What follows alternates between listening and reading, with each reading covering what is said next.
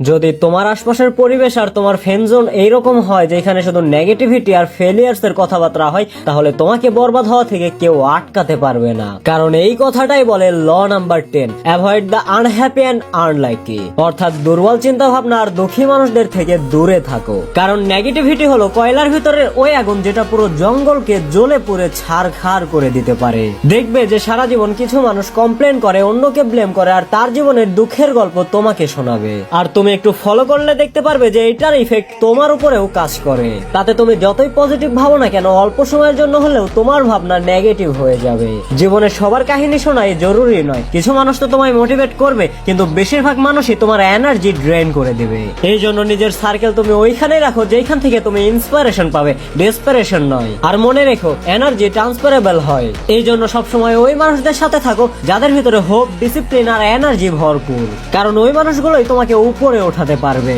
আর তুমিও যদি তোমার থিঙ্কিং আর মাইন্ডসেটকে নেক্সট লেভেলে নিয়ে যেতে চাও, তাহলে এই চ্যানেলকে সাবস্ক্রাইব করে নাও।